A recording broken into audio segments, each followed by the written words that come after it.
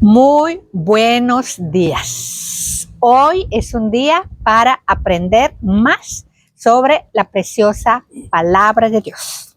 Hablaremos hoy de un sentimiento que nos ha visitado mucho tiempo, que nos visita y que nos visitará a lo largo de nuestra vida. Siempre se hace presente. Hablaremos hoy de este sentimiento llamado frustración.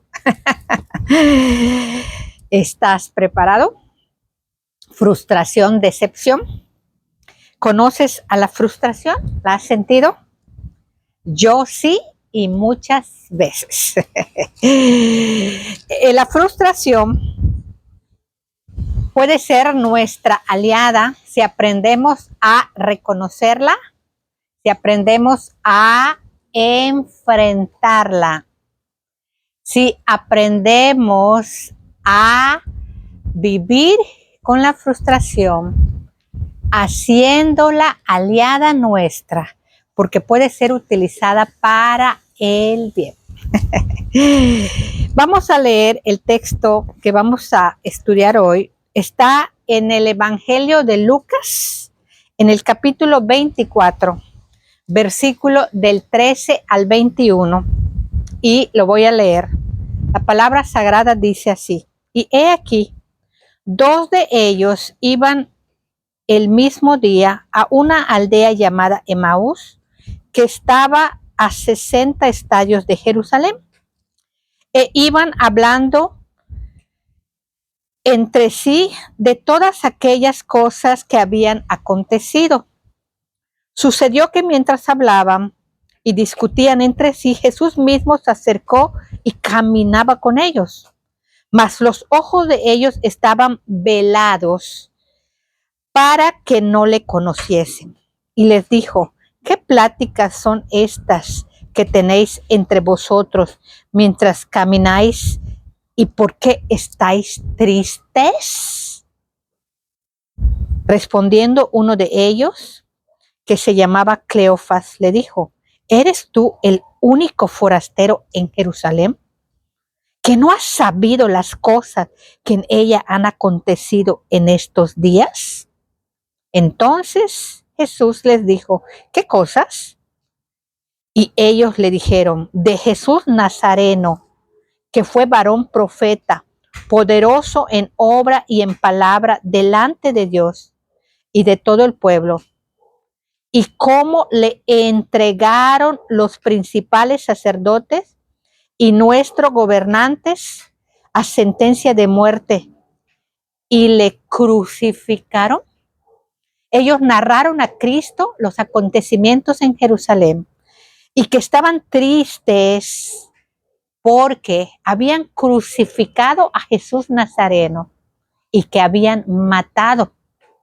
Y agregan en el versículo 21 de Lucas 24: pero nosotros esperábamos que Él era el que había de redimir a Israel. Y ahora, además de todo esto, hoy es el tercer día que esto ha acontecido.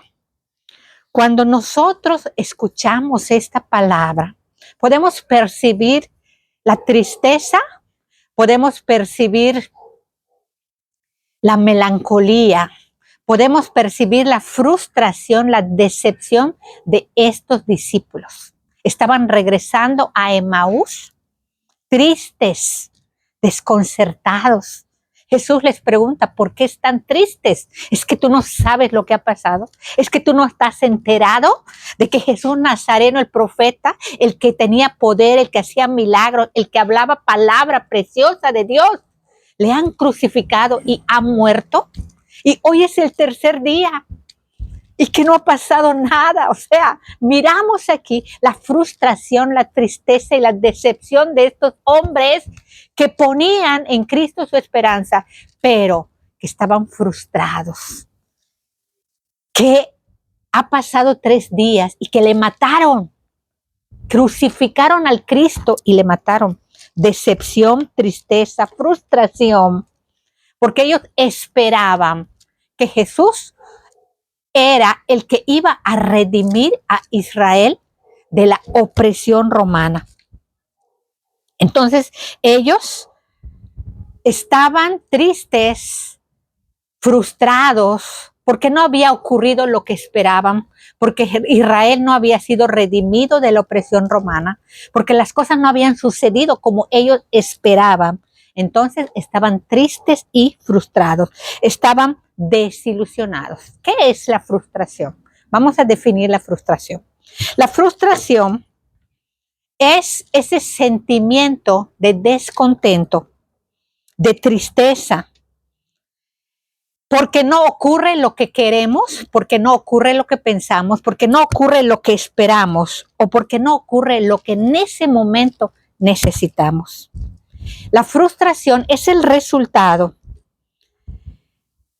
es el sentimiento que se obtiene cuando no se cumple los esquemas de nuestra mente. ¿Has sentido alguna vez frustración? ¿Has sentido alguna vez descontento? ¿Te has sentido decepcionada, frustrada con la familia, con los amigos, con la iglesia o con el gobierno? ¿Estás insatisfecha? ¿Estás insatisfecho? Bienvenido al club. Es normal y muy normal que sintamos frustración y decepción. Todos la hemos vivido y la vamos a seguir viviendo hasta que Cristo nos llame a su presencia.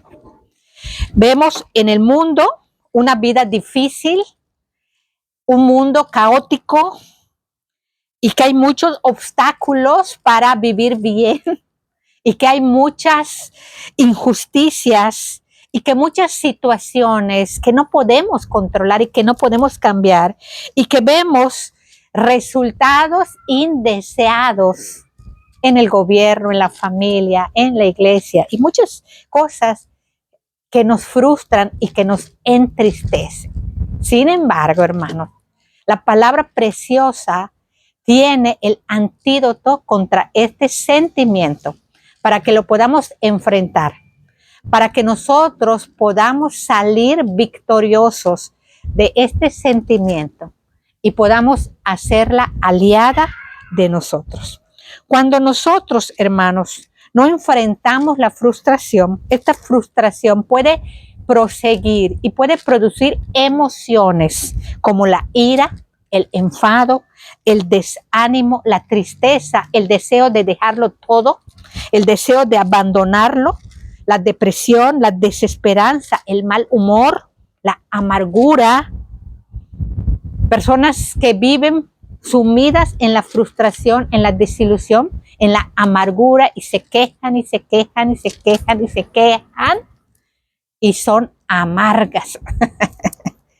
Y en el peor de los casos, hermanos, en el peor de los casos, esta emoción o este sentimiento no controlado, no enfrentado, puede desencadenar en suicidio. Aclaramos algo. La frustración no es pecado. Pero si no la toleramos, si no la enfrentamos, si no la superamos, nos pueden llevar al pecado.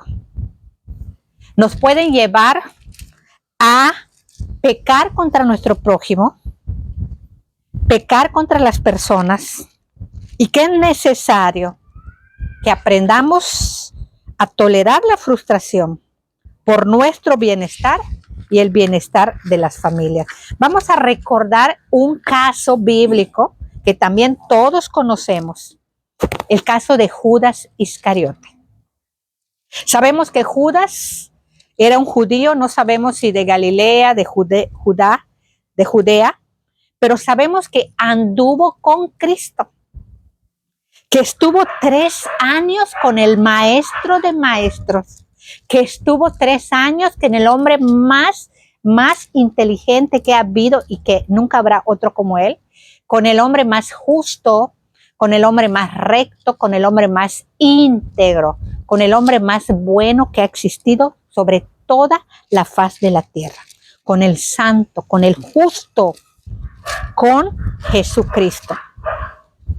Y que fue testigo presencial, Judas, de los milagros, fue testigo presencial de la resurrección de Lázaro, fue testigo presencial de los milagros, como por ejemplo, convertir el agua en vino, multiplicación de peces, cuando Jesús devolvió la vista a los ciegos, levantó paralíticos, y pudo ser testigo presencial de tantos y tantos milagros de Cristo, algo sorprendente, testigo ocular, testigo presencial, y que fue testigo, compañero de Cristo, y que pudo comprobar el carácter manso de Cristo, el carácter justo de Cristo, el carácter santo de Cristo, que fue acompañante de Cristo y que pudo comprobar la mansedumbre, la templanza, el dominio propio, el carácter, la humildad, la gran humildad de Cristo Jesús.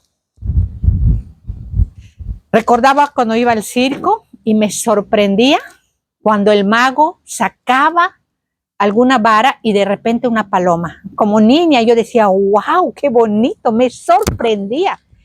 Y puedo imaginar la sorpresa, el asombro, el espectáculo real que daba Cristo ante aquellas personas que estaban presenciando aquellos milagros. Debió ser algo asombroso, algo sorprendente. Solamente leer las escrituras, hermanos, a mí me causa tanto asombro.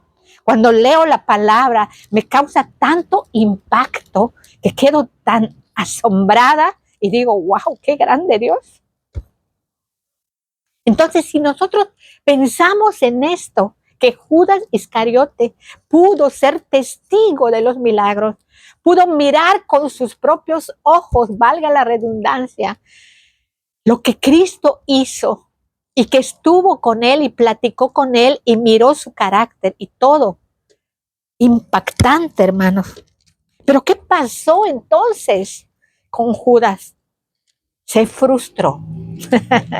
Y aquí viene que Judas esperaba otro Mesías, que Jesús no cumplió las expectativas de Judas, porque Judas, al igual que muchos judíos hoy, siguen esperando a un Mesías guerrero, a un Mesías político, a un Mesías que acabara con los romanos. Claro que estaban viviendo un sufrimiento, claro que estaban viviendo situaciones complicadas, claro que estaban siendo oprimidos por los romanos, claro que estaban viviendo, pero hay que entender algo, hermanos, y acá tenemos que tener mucho discernimiento.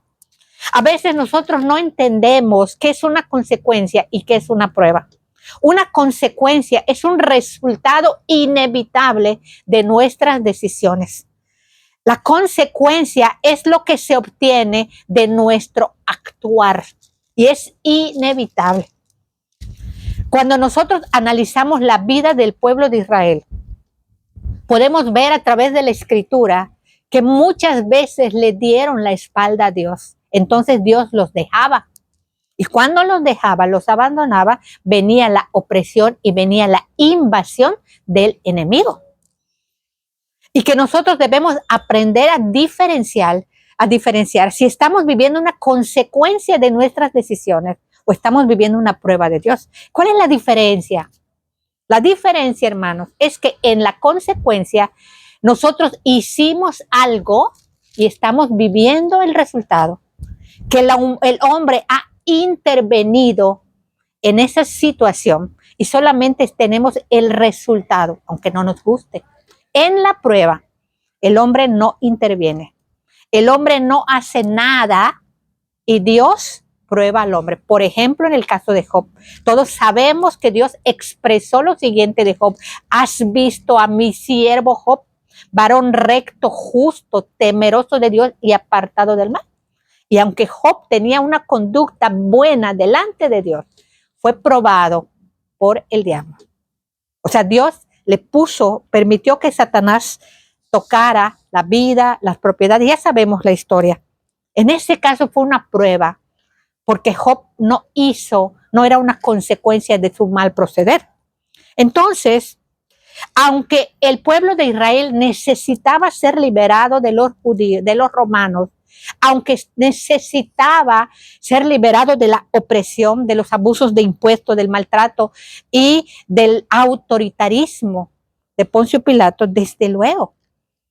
Pero era una consecuencia de sus malas decisiones. Entonces, la expectativa de Judas no la cumplió Cristo. Entonces, Judas tenía en su mente a un Mesías diferente, a un Mesías político, a un Mesías guerrero, como David, que mataba, que conquistaba, guerrillero. Entonces, no era Jesús la imagen de Mesías que tenía Judas. Judas se sintió frustrado. Esta frustración, que no la pudo enfrentar como debiera, llevó a Judas a traicionar a su propio maestro. Cometió un grave error al entregar al santo. Al igual que estos discípulos que iban hacia Emaús, también eran judíos. Al igual que estos discípulos, Judas, al igual que estos, tenían una idea diferente. O sea, estaban frustrados porque no coincidía la idea de Mesías que tenían ellos con la realidad.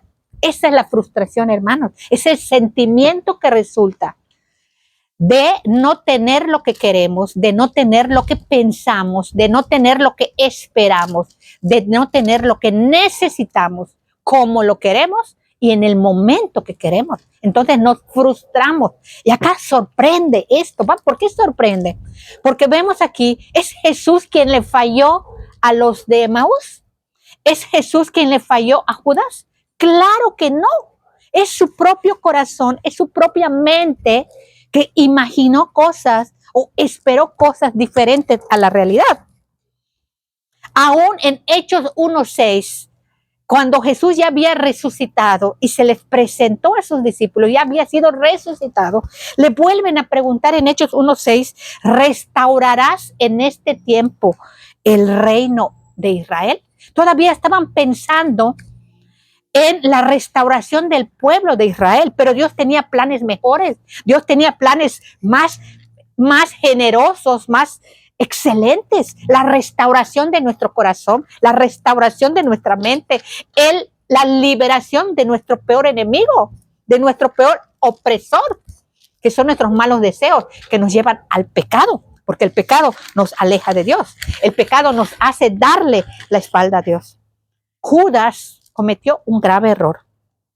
¿Y qué fue lo que pasó? Cuando se dio cuenta y descubrió la verdad, que Jesús era el santo, que Jesús era el justo y que Jesús era un hombre inocente, y al mirar el maltrato y al mirar las agresiones y al mirar la manera de cómo estaba siendo tratado Jesús, se sintió mal.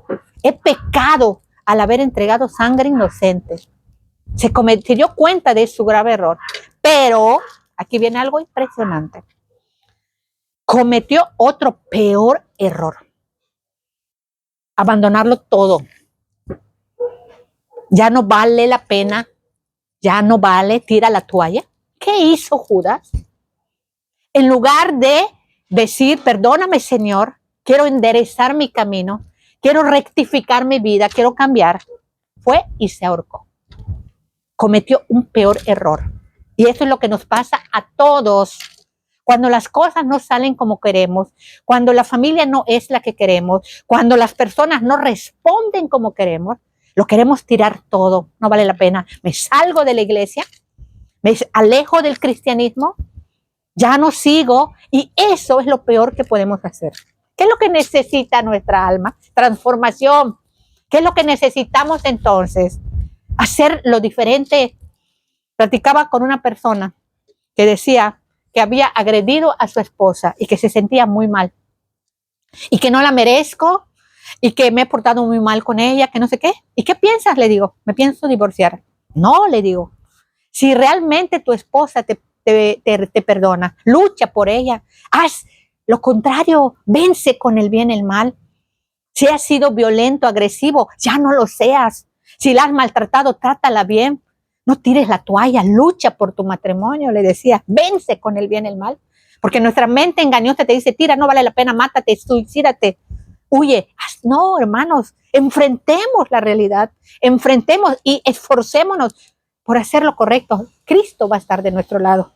Entonces Judas, que no pudo tolerar la frustración, que no pudo soportar la culpa, el remordimiento, terminó con su propia vida. Habían matado al autor de la vida. Y vemos aquí algo hermoso de la palabra de Dios y de Jesús. Judas estaba en una posición de privilegio. Andaba con el maestro, comía con el maestro, presenciaba los milagros del maestro y además era el tesorero de Jesucristo. El tesorero entre todos los discípulos. Jesucristo tenía la parte más difícil. Tenía que tratar con todos, tenía que soportar el rechazo, tenía que tolerar el cambio en el carácter y que no era fácil tratar con Pedro, ni con Judas, ni con Tomás, ni con Santiago. No era fácil tratar, pero sin embargo Cristo fue tan paciente y que a él le tocó lo peor, el maltrato y la muerte terrible. Pero preguntamos, ¿se frustró Jesucristo? ¿Será que Jesús esperaba otro trato? ¿Será que Jesús se decepcionó y abandonó su misión? ¿Qué fue lo que hizo? Nada. No decepcionó, no abandonó su misión. A pesar de las circunstancias hostiles, a pesar de la agresión, a pesar de lo malo que estaba viviendo por las circunstancias y por nosotros que somos tan pecadores y tan malos, Jesús nunca abandonó su misión, nunca abandonó su propósito. Hizo lo excelente siempre, hizo lo correcto siempre, porque no se frustró, no permitió que la frustración y la decepción dominaran su mente. Entonces, ¿dónde surge la frustración? ¿Dónde surge, Miguel Ángel?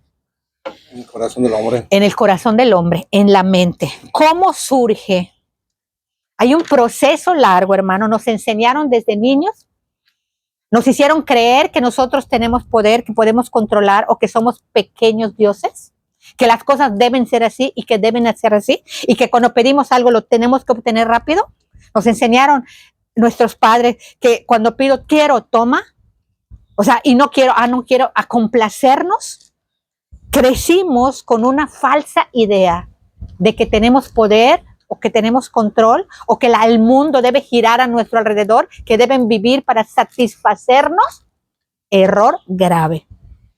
Idealizamos familia, matrimonio, hermanos, iglesia, y que cuando comparamos la realidad con la imagen que tenemos, con ese patrón mental, nos damos cuenta que es completamente diferente.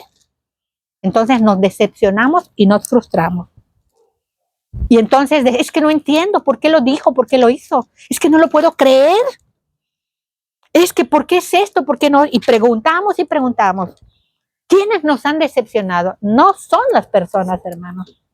Es nuestro esquema mental. Son estos conceptos que tenemos de familia, de esposo, de matrimonio. Es esa idealización que tenemos o ese ídolo que tenemos en nuestra mente. Y aprendimos a vivir irrealmente y aprendimos a negar los problemas y aprendimos a huir de los problemas y aprendimos a subestimar. No, al ratito se compone con el tiempo. Y aprendemos también a darle vueltas y vueltas al problema como el pueblo de Israel en el desierto, sin resolver nada. Y también aprendimos a buscar culpables. Es que como nuestros primeros padres, es que la mujer que me diste, es que la serpiente. Y así aprendimos, hermanos. Aprendimos a huir y no a enfrentar. Pero la palabra de Dios, Jesucristo, nuestro modelo, nuestro rey, nuestro Mesías, el rey de reyes, el Señor de señores, nuestro maestro, nos enseña con su carácter, con su vida misma, a enfrentar y a terminar nuestros planes y a cumplir el propósito de Dios a pesar de todo. Jesucristo nos dice, no claudiques, no retrocedas, sigue hacia adelante, no tires la toalla, enfrenta, lucha. No pretendas abandonarlo, imprecioso. Entonces, ¿cómo enfrentar la frustración? Paso número 1, ora a Dios. Clama a Dios, pide ayuda. Paso número 2, renuncia a esas imágenes, a esos ideales, a esos ídolos, a esas estructuras mentales, a esos patrones mentales que tienes en tu mente y acepta tu realidad. Este es el precioso presente. Esta es mi preciosa casa. Esta es mi preciosa vida. Esta es mi preciosa familia. ¿Acaso no dice la palabra que todo lo hizo hermoso en su tiempo? Sin que el hombre alcance a entender la obra de Dios. Acepta tu familia, acepta tus hijos, acepta tu casa, acepta tu trabajo, acepta tu realidad. Si no la puedes cambiar, acéptala. Y si la puedes cambiar, empieza a hacer algo. Entonces, paso número 1, clama a Dios. Paso número 2, renuncia a tus esquemas. Paso número 3, acepta la realidad, acepta la verdad. No huyas de tu verdad, no huyas de tu realidad. Y acepta que no somos dioses. Y acá viene aliada de la frustración. Hemos tenido frustraciones a lo largo de nuestra vida. A mí cada frustración me recuerda, no soy Dios. Cada frustración me dice, no puedo cambiar a nadie. No puedo controlar. No puedo controlar a las personas, no puedo controlar muchas situaciones, no puedo controlarlo. Entonces me recuerda siempre que estoy frustrada, que no soy Dios, pero que existe un Dios verdadero y real, que Él sí puede. Entonces lo dejaré en sus manos. Paso número 4, y es importante, acepta tus consecuencias, porque la mayoría de las situaciones adversas que vivimos son consecuencias de la intervención humana, son consecuencias de nuestras propias decisiones. Entendemos esto, hermanos. Y paso número 4, o sea, el orden no importa, haz algo. Si puedes cambiar tu realidad, haz algo. Cambia. En lugar de estar quejándote, haz algo. Hay 2 tipos de queja, la queja útil y la queja inútil. La queja útil es aquella que nos lleva a hacer algo. Por ejemplo, si vas a un restaurante y no te gustó la comida porque está quemada, porque está de mal, haz una notita, disculpe usted, pero la comida no estuvo. Y presenta tu queja con la persona indicada. Porque esa queja puede ser útil aún para el restaurante. Pero si es algo que no puedes cambiar, como el frío, como el calor, como los moscos, como la lluvia. Aquí en Yucatán abundan los moscos. ¿Qué tenemos que hacer? Hacer algo. Simplemente cierra tus puertas, pon miriniaques, cómprate un repelente. El calor. Ahorita hay frío. Al calor, usa ropa de algodón, báñate, refréscate. Cómprate un abanico o un cartón, abanícate. En lugar de quejarte, es que en Yucatán hagamos algo para mejorar la situación que estamos viviendo y no nos quejemos simplemente.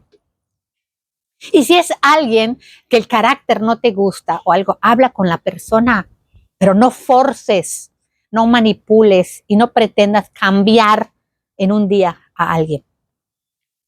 Porque sí podemos expresar nuestra inconformidad, sí podemos expresar nuestro descontento, sí podemos expresar cuando alguien nos está afectando negativamente. Pero expresarlo no significa que la persona vaya a cambiar. Después de expresarlo, debo pedir a Dios paciencia y que lo que yo hablé sea tomado en cuenta para que la persona considere realmente cambiar o no hacerlo. Ahora, hermanos, el paso más importante, el primer paso es orar, y el paso más importante, ¿saben qué? Es agradar a Dios, pedirle el valor para hacer lo correcto. Si bien hicieres, ¿no serás enaltecido? ¿Acaso no hemos leído en la palabra cómo Dios exaltó a su propio Hijo? Este es mi Hijo amado, en el cual tengo complacencia. Que Cristo vivió haciendo lo correcto, se enfocó en hacer lo que le correspondía, se enfocó en hacer la voluntad de Dios, se enfocó en cumplir su propósito al venir a la tierra. En eso se enfocó. Entonces, hermanos, Dios hoy nos da un mandamiento que ya nos lo dio en la palabra. Nos recuerda, amarás a tu Dios con todo tu corazón y a tu prójimo. Y que podamos nosotros cumplir el propósito de Dios y salirnos de esa atmósfera de queja y hagamos el propósito de Dios y cumplamos el propósito de Dios. Y si lo hacemos, Dios nos enaltecerá. Que no busquemos la aprobación del hombre, que no busquemos el aplauso del hombre y que sí busquemos el reconocimiento de Dios y que sí busquemos agradar a Dios. Entonces, si bien hicieres, no serás enaltecido. No te distraigas tratando de cambiar la vida de los demás. No te distraigas solamente viendo los defectos de los demás. Cumple tu propósito. Se nos fue el tiempo, hermanos. ¿Esto qué significa, hermanos? Que debemos nosotros centrarnos en hacer la voluntad de Dios. Dice la palabra de Dios en Isaías 53:11. Mirará el fruto de la aflicción de su alma y quedará satisfecho. Por su conocimiento, mi siervo justo liberará a muchos. Esta era la satisfacción de Cristo. Agradar a Dios en beneficio del hombre. Mirará el fruto de la aflicción de su alma. Imagínense, la aflicción de su alma lo llevó a la satisfacción por el resultado que se obtendría de ese sacrificio, de esa santificación. Jesucristo quiso hacer lo correcto, hizo siempre lo correcto en beneficio de nosotros. Entonces, si nos centramos en hacer lo que nos corresponde, si nos centramos en hacer lo correcto, si nos centramos en hacer lo que Dios quiere, Él nos va a enaltecer en el debido tiempo. Cristo no vivió frustrado porque siempre hizo la voluntad de Dios. ¿Significa que debemos aceptar todo? No, hermano. Significa que nosotros podemos poner límites a nosotros mismos. ¿Qué puedo soportar? ¿Qué no puedo soportar? ¿Qué sí puedo hacer? ¿Qué no puedo hacer? ¿Qué sí puedo tolerar? ¿Hasta dónde? ¿Hasta dónde? ¿Hasta cuándo puedo? Podemos nosotros vivir poniendo límites. Y el límite no es para la persona, es para mí. En la casa donde vivimos, mi esposo no tolera el alcohol. Mis hijos no pueden meter bebidas alcohólicas. No hay cigarro, no hay adulterio, ni gritería, ni manipulación. ¿Se puede vivir poniendo límites? Claro que sí. No se trata de aceptar el pecado, no se trata de aceptar lo que no se puede, no se debe aceptar. Dice la palabra en Jeremías 2:5, ¿qué maldad hallaron en mí vuestros padres, que se alejaron de mí y se fueron tras la vanidad y se volvieron vanos? Las personas insatisfechas, aún a Dios le buscan defectos. Las personas insatisfechas, aún a Cristo le buscan defectos. Así que, hermanos, la palabra de Dios nos invita a enfrentar nuestras frustraciones, no a negarlas y a darnos cuenta que lo que nos perjudica es nuestra propia mente cuando nos pone un ídolo o una imagen, una ilusión que es completamente diferente a la realidad. Pero hay una respuesta, hay una solución, porque Dios está con nosotros. ¿Qué podemos festejar hoy? ¿Qué podemos agradecer? Que a pesar de todo, que a pesar de lo que estemos viviendo, a pesar de lo que estemos pasando, tenemos en nuestro corazón la respuesta, la solución a cualquier problema. Cristo Jesús, el Maestro, el Rey de Reyes y Señor de Señores, que nada ni nadie nos podrá separar de Él, excepto el pecado. Dios te bendiga y Dios te bendiga. Enfrentemos nuestra frustración. En el nombre de Cristo Jesús, damos gracias a Dios por esta palabra preciosa y que no nos sintamos mal si estamos frustrados. Enfrentemos con optimismo, sabiendo que Dios está con nosotros. Bendiciones. Amén y amén.